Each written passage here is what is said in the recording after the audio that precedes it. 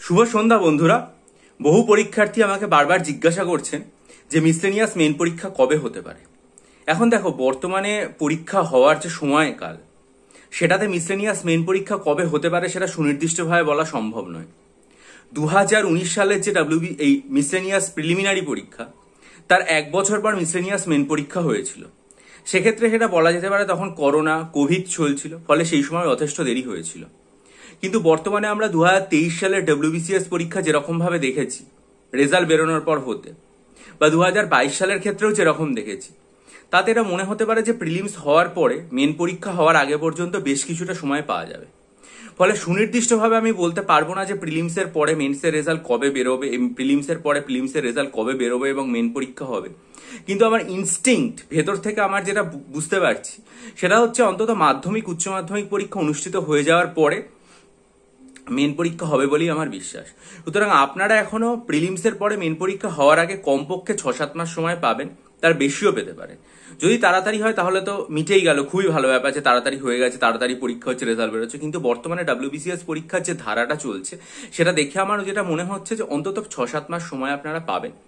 এবং এই যে 6-7 মাস সময়, সেটাকে কিভাবে সঠিকভাবে কাজে লাগাতে হবে, কিভাবে আপনারা একটা ডেলি রুটিন তৈরি করে মিসলেনিয়াস মেন্সের জন্য পড়বেন, আজকে এই ভিডিওতে আমি পুরো জিনিসটা আপনাদের বলে দিচ্ছি।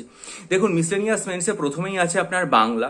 আপনি আমি দুটো জিনিস তার মধ্যে ধরে নেওয়া, সেটা হচ্ছে যে আপনি একজন পরীক্ষার্থী হিসেবে দিনে 8 ঘন্টা পড়বেন এবং আপনি প্রত্যেক দিন সবকটা সাবজেক্ট টাচ করবেন, ঠিক আছে? এই রকম ভাবে আমি রুটিনটা তৈরি করেছি। কোনো পরীক্ষার্থীর মনে হতেই পারে যে আমার রুটিন তার জন্য একেবারেই প্রযোজ্য নয়, সে নিজের মতো রুটিন তৈরি করে নেবে। কিন্তু যেহেতু পরীক্ষার্থীরা বলে, তাদের দাদা হিসাবে বা শুভাকাঙ্ক্ষী হিসাবে আমি এই রুটিনটা আপনাদের সামনে রাখতে চাইছি। দেখুন, বাংলায় আপনাকে 3টে ডেসক্রিপটিভ জিনিস পড়তে হয়। একটা হচ্ছে অনুবাদ, একটা হচ্ছে সারমর্ম, আর একটা হচ্ছে প্রতিবেদন লেখা। আমি আপনাকে যেটা বলবো সেটা হচ্ছে সোমবার দিন আপনি 2 ঘন্টার জন্য অনুবাদ পড়ুন, বঙ্গানুবাদ।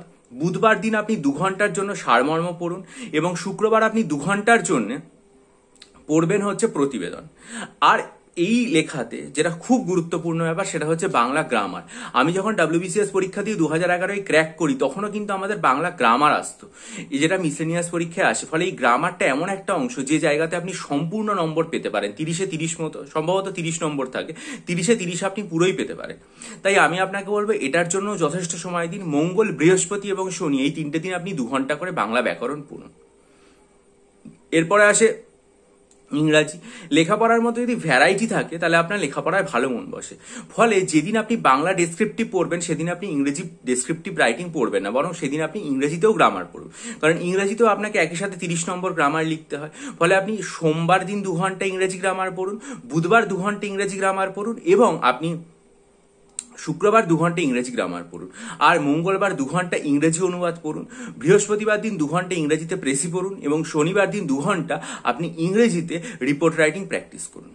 এরপরে আসে আপনার অঙ্ক। অঙ্ক এমন একটা সাবজেক্ট যেখানে 50 থাকে, আপনাকে চেষ্টা করতেই হবে যেন আপনি 50-এ 50 পান। তাই সোম থেকে শনিবার পর্যন্ত প্রত্যেকটা দিন 2 ঘন্টা সময় আপনি অঙ্ক করুন, একদম অধ্যায় ধরে ধরে, ঠিক আছে? প্রত্যেক দিন এক একটা অধ্যায় করে নিন এবং সেটা পুরো ভালো করে প্র্যাকটিস করে ফেলুন। কিভাবে আমি এই প্রত্যেকটা সাবজেক্ট পড়তে হবে সেটা নিয়ে আমি বিস্তারিত আলোচনা ভবিষ্যতে করবো। আজকে আমি রুটিনটা তৈরি করে দিচ্ছি। সোম থেকে শনি 2 ঘন্টা করে আপনি প্রত্যেক দিন পড়বেন হচ্ছে অঙ্ক। আর বাকি যে 2 ঘন্টা থাকলো সেখানে আপনার ডেসক্রিপটিভ কারেন্ট অ্যাফেয়ার্স থাকবে। 2011-তে আমি যখন ডব্লিউবিসিএস দিয়ে ক্র্যাক করেছিলাম তখন আমাদের সময় 8টা কারেন্ট অ্যাফেয়ার্স এর প্রশ্ন আসতো। সেখান থেকে আমাদের 4টে কারেন্ট অ্যাফেয়ার্স লিখতে হতো। এখনকার দিনে 200 নম্বরের রেসপেক্টে যদি দেওয়া হয় তাহলে 25 নম্বরের 4টে করে লিখতে হতো। এখানে আমি যেটা দেখলাম 3টে কারেন্ট অ্যাফেয়ার্স লিখতে হয়, একটা 20 নম্বর, দুটো 15 নম্বর। এগুলো পুরো ডেসক্রিপটিভ ওয়েতে আপনাকে লিখতে হয়। আপনি যেটা করবেন সেটা হচ্ছে 3 দিন আপনি ডেসক্রিপটিভ কারেন্ট অ্যাফেয়ার্স অভ্যেস করুন। সেটা কি বার? সোম, বুধ এবং শুক্র। এই 3 দিন আপনি ডেসক্রিপটিভ কারেন্ট অ্যাফেয়ার্স পড়ুন। আর আমাদের সময়ও ঠিক যেরকম 2 নম্বর করে জেনারেল স্টাডিজ এর প্রশ্ন আসতো, বা জিকে বলুন যাই বলুন সেটার প্রশ্ন আসতো, এখানেও আমি দেখলাম একই রকম ভাবে 50 নম্বরের রকম জিকে আসে। তাহলে সেটা আপনি পড়ুন কবে? মঙ্গল, বৃহস্পতি এবং শনি। তাহলে এই হচ্ছে আপনার সাপ্তাহিক রুটিন। এবার একটা প্রশ্ন আসে, তাহলে আপনি রবিবার কি করবেন? রবিবার করবেন সব থেকে গুরুত্বপূর্ণ কাজ, সেটা হচ্ছে 1 ঘন্টা সময়ের মধ্যে একটা বাংলা অনুবাদ, একটা বাংলা সারমর্ম এবং একটা বাংলা প্রতিবেদন লিখবেন ঘড়ি ধরে। তারপর সেটা মেলাবেন, বিশ্রাম নেবেন। তারপর আবার কিছুক্ষণ পর 1 ঘন্টায় একটা ইংরেজি অনুবাদ, একটা ইংরেজি সারমর্ম এবং একটা ইংরেজি প্রতিবেদন লিখবেন। আবার কিছুক্ষণ বিশ্রাম নেবেন। তারপরে 1 ঘন্টা সময়ের মধ্যে 3খানা আপনি ডেসক্রিপটিভ রাইটিং প্র্যাকটিস করবেন, ঠিক আছে?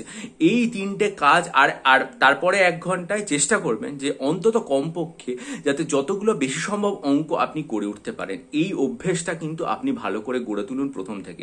অর্থাৎ সারা সপ্তাহ আপনি পড়ছেন, রবিবার দিনটা আপনি একদম মানে ঘড়ি ধরে লেখার অভ্যেসটা চালু করুন। তাহলে আমি দিন অনুসারে রুটিনটা আরেকবার বলে দিচ্ছি। সোমবার দিন বাংলা অনুবাদ, ইংরেজি গ্রামার, ডেসক্রিপটিভ কারেন্ট অ্যাফেয়ার্স এবং অঙ্ক, প্রত্যেকটা 2 ঘন্টা করে 8 ঘন্টা।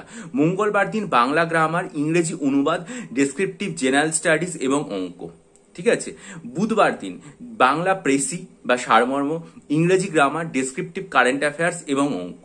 বৃহস্পতিবার দিন বাংলা গ্রামার, ইংরেজি সারমর্ম বা প্রেসি, ডেসক্রিপটিভ জিকে, যেগুলো আপনার 2 নম্বর করে থাকে এবং আপনাকে 2-3 লাইন বা 4 লাইন লিখতে হয়, এবং অঙ্ক। শুক্রবার দিন বাংলা প্রতিবেদন লেখা, ইংরেজি গ্রামার, ডেসক্রিপটিভ কারেন্ট অ্যাফেয়ার্স এবং অঙ্ক। শনিবার দিন বাংলা গ্রামার, ইংরেজিতে রিপোর্ট রাইটিং, ডেসক্রিপটিভ জিকে এবং অঙ্ক।